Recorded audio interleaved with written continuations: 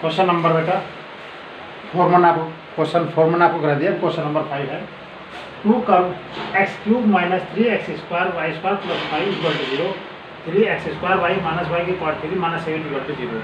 Tangent normal में मैंने आपको 4 क्वेश्चन करा दिए, ठीक है। अब क्वेश्चन नंबर 5 चल रहा। इन्होंने कहा एक कर्व ये दिया हुआ है और एक कर्व बेटा ये दिया हुआ है, ये दोनों कर्व आपस में कट करते हैं, ठीक। 2 कर्व कट राइट एंगल पर कट करते हैं, या एक दूसरे को टच करते हैं, या π/4 पे कट करते हैं, या π/3 पे। तो बेटा ये 2 कर्व हैं, ठीक है। इन दोनों कर्व के बीच का एंगल निकालना, वो π/3 है या π/4 है, ये एक दूसरे को टच करते हैं, ठीक है। ये कंडीशन है बेटा। तो पहले क्या करा, मुझे इन दोनों कर्व का स्लोप निकालना। एक का स्लोप m1 मान लूँगा, दूसरे का स्लोप m2 मान लूँगा, ठीक है। अगर m1 m2 दोनों बराबर हैं तो टच ईच अदर होगा। अगर उनके दोनों प्रोडक्ट करके -1 आता है तो वो राइट एंगल है।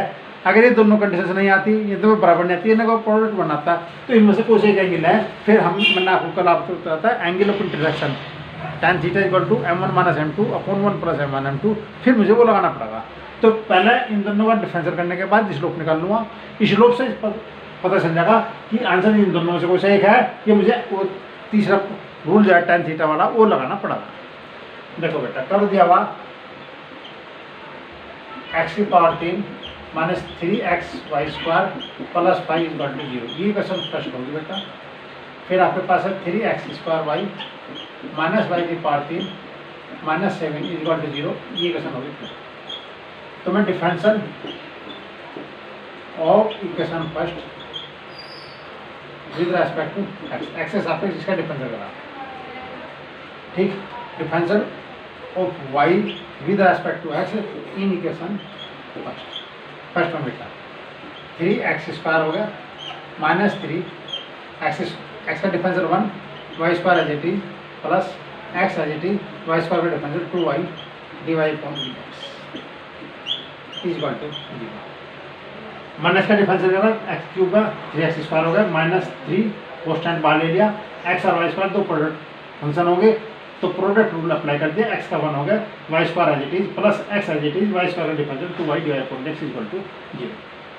तो आपके पास बेटा ये 3x स्क्वायर हो गया इक्वल टू 3 वाई स्क्वायर में से दे दिया, ठीक, प्लस x 2xy और dy अपॉन dx, ये कंडीशन है। इससे बेटा ये कैंसिल हो गया, ये x square minus y square equal to 2xy dy upon dx, ठीक।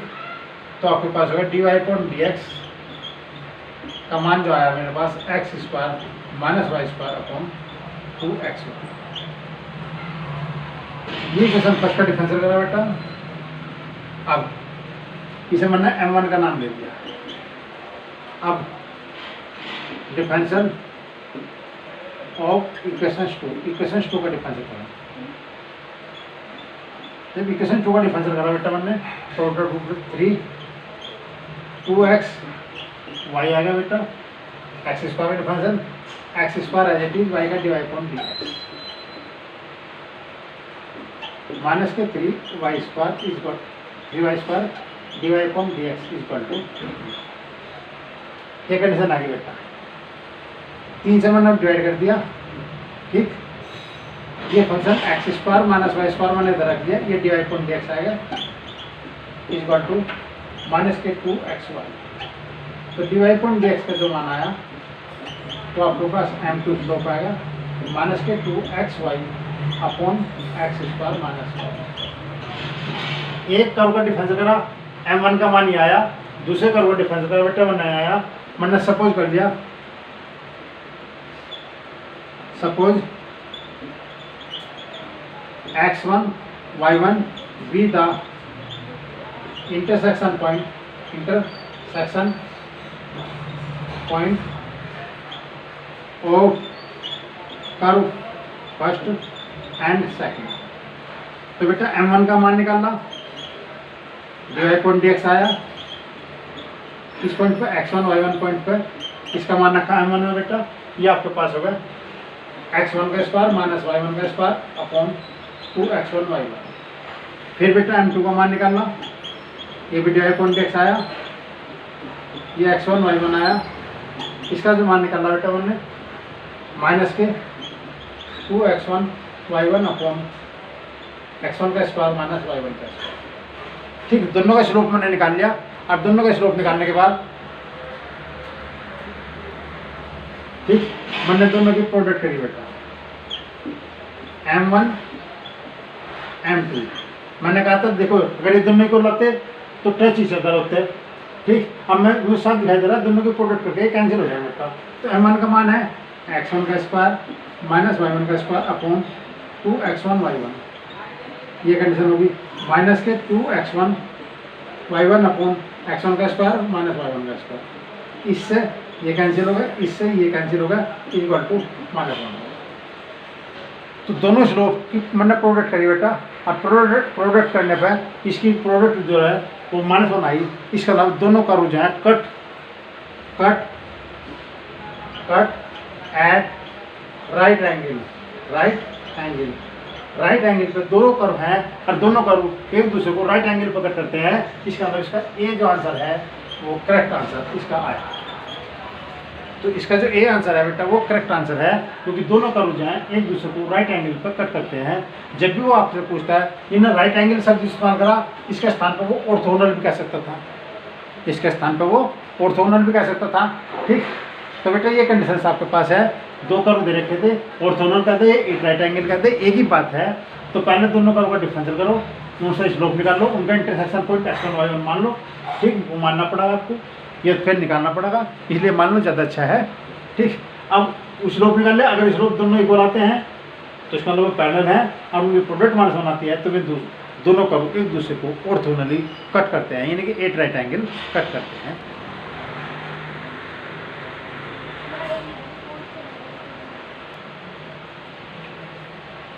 क्वेश्चन नंबर 6 बेटा, find the point on the curve. इस कर्व को पॉइंट फाइंड करना, tangent pass through the origin, यानी टेंजेंट से ओरिजिन से पास होती है।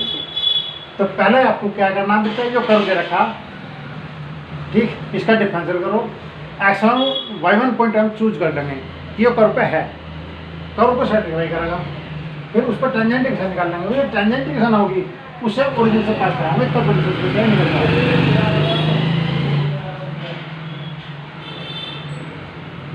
सॉल्यूशन इसका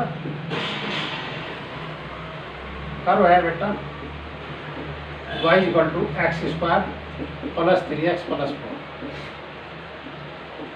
हमने लैट कर लिया, let point x1 y1 be a point on equation first. Equation first पे एक पॉइंट है, जब ये पॉइंट में x1 y1 मान लिया तो इसे सेटिस्फाई करेगा। y1 equal to x1 square plus के 3x1 प्लस के 4।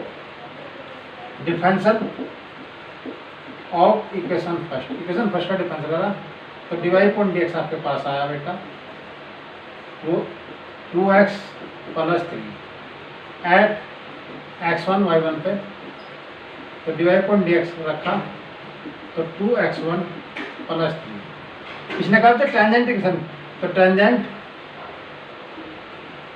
इक्वेशन एट x1 y1, इस कर्व की टेंजेंट निकालने बेटे हमने x1 y1 पे, तो आपके पास होगा y minus y1 equal to divide point dx x1 y1 और x माइनस के x1। ये बेटे हमने टेंजेंट इक्वेशन निकाल ली x1 y1 पॉइंट पे, तो y minus y1 equal to divide point dx का जो माना है 3x1 प्लस 3 है, 2x1 प्लस 3 है।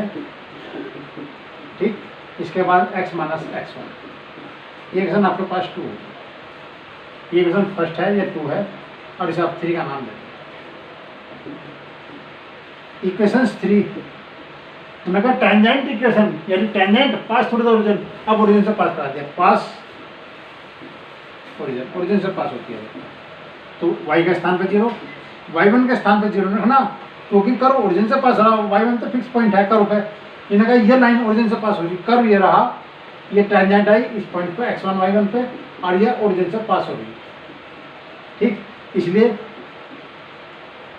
2x1 प्लस 3 0 माइनस के x1, तो minus y1 equal to minus 2x1 का स्क्वायर प्लस 3x1 माइनस से माइनस कैंसिल हो गए, ये क्वेश्चन आपके पास 4 होगी। इसे पुट करा, पुट इन 2, क्योंकि y1 x1 में एक क्वेश्चन नहीं आ रही, एक क्वेश्चन नहीं आ रही, ये मान उठा के बेटा इसमें पुट कर दिया मैंने, तो आपके पास है 2x1 का स्क्वायर प्लस के 3x1 इक्वल टू x1 का स्क्वायर प्लस के 3x1 प्लस के 4।